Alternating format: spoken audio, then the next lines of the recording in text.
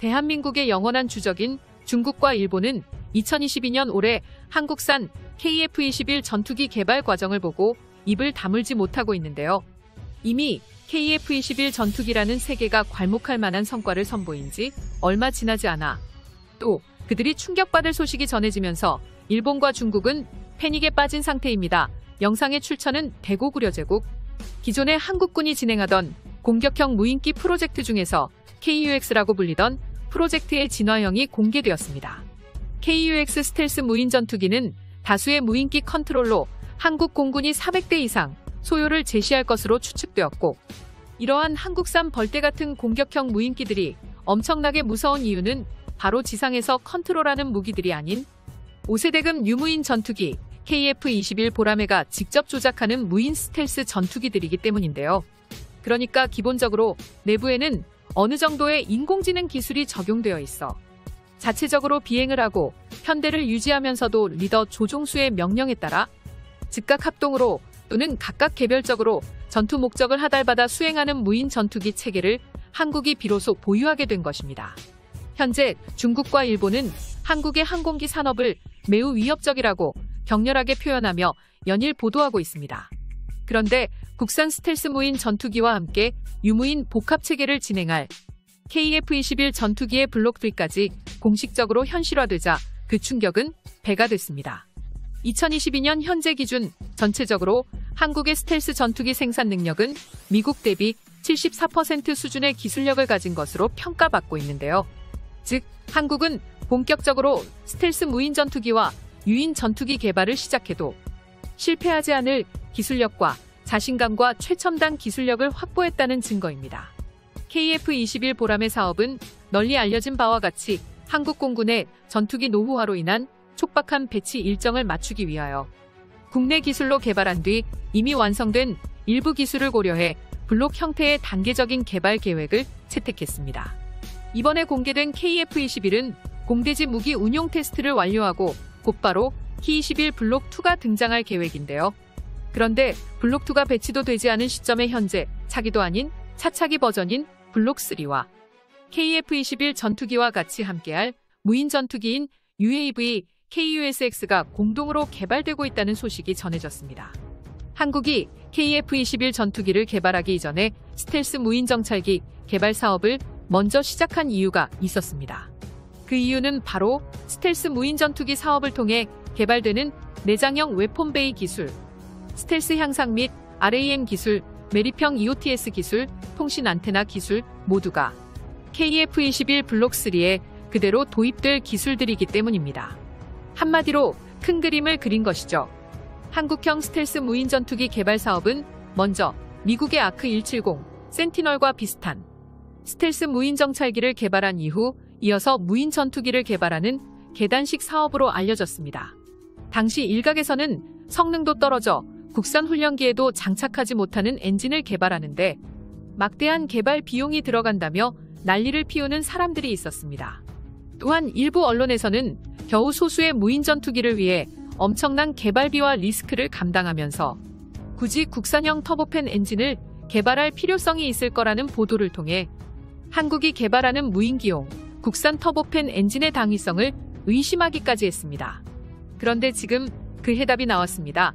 2030년 이후의 미래 장장에서는 유인 전투기보다 무인 전투기가 주력이 될 가능성이 높고 실제로 모든 항공 선진국에서 다양한 무인 전투기를 개발하고 있습니다. 대고구려제국 채널. 만약 한국의 엄청난 개발비와 리스크 때문에 잠시라도 조정했다면 우리 한국은 그 기간만큼 타국에 뒤처졌을 텐데요. 다행히도 이제는 전혀 아닙니다. 이어서 스텔스 무인 전투기와 함께 운용할 KF-21 사업 초창기인 2014년 당시 국방과학연구소는 KF-21 블록1, 블록2 계획과 블록3 개념도 함께 공개한 적이 있었는데요. 2014년 당시만 해도 블록3는 구체적인 계획이나 국회의 승인도 없었고 예산 편성도 없었습니다. 또한 국방과학연구소에 따르면 KF-21 블록3는 F-35 수준의 레이더 반사 면적을 갖춘 스텔스기가 될 수 있을 것이라고만 조심스럽게 언급했었죠.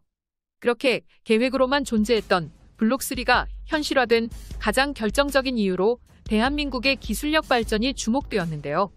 2014년까지만 해도 한국형 스텔스 전투기는 기초적인 단계만 존재했지만 스텔스 도료부터 시작해 톱날 처리 방식과 RCS 감소 방식까지 차례차례 한국이 독자적으로 기술을 보유하면서 상황이 완전 달라졌습니다. 과거에는 상상조차 할 수 없었던 KF-21 전투기 블록3라는 형식이 기술 축적을 통해 현실화된 것이죠. 한국이 보여주는 KF-21 블록3의 성능은 미국의 최첨단 전투기인 F-35A와 상당히 유사한 성능이라고 할 수 있는데요. 보통 항공용 기술은 개발 기간만 최소 5년에서 7년 이상이 소요되는 경우가 허다하며 경우에 따라서는 10년을 훌쩍 넘기는 일도 다반사입니다.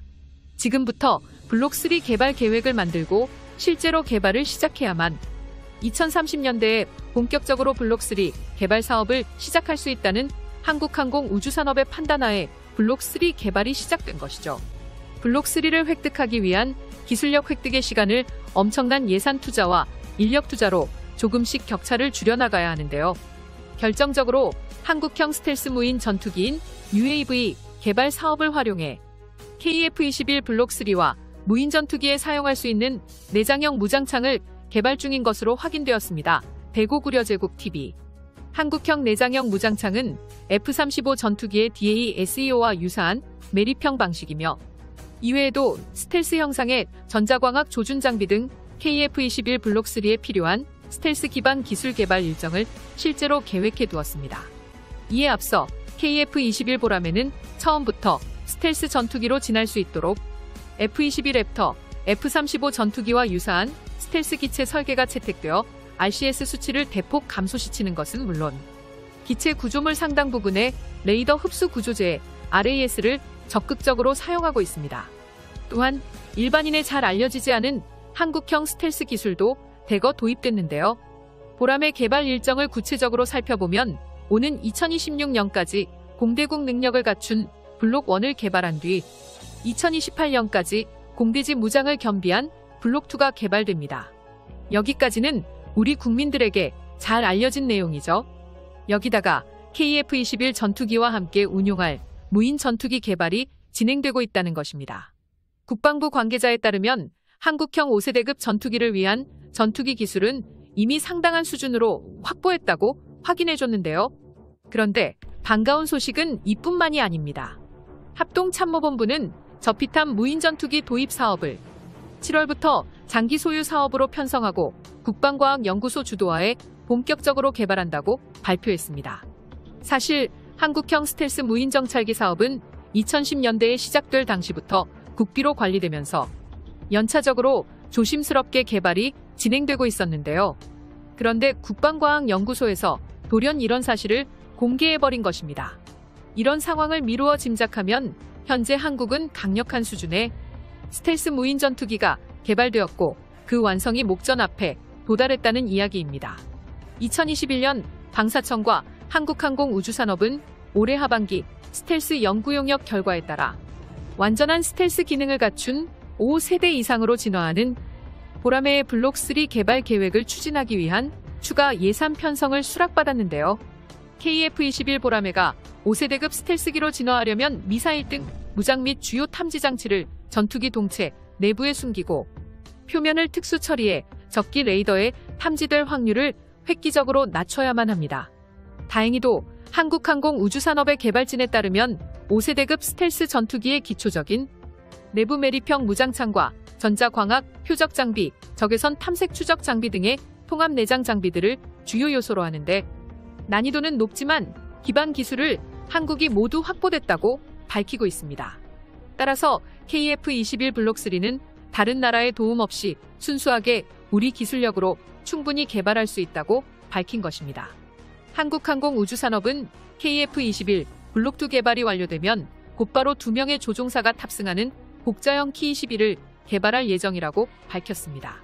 사실 4세대 전투기까지는 훈련 등을 위해 복자기 기체 개발이 당연한 것이었지만 5세대 스텔스 전투기는 하나같이 단저기만 존재할 뿐 전환훈련 및 다양한 멀티를 의무에 적합한 복자기는 존재하지 않습니다.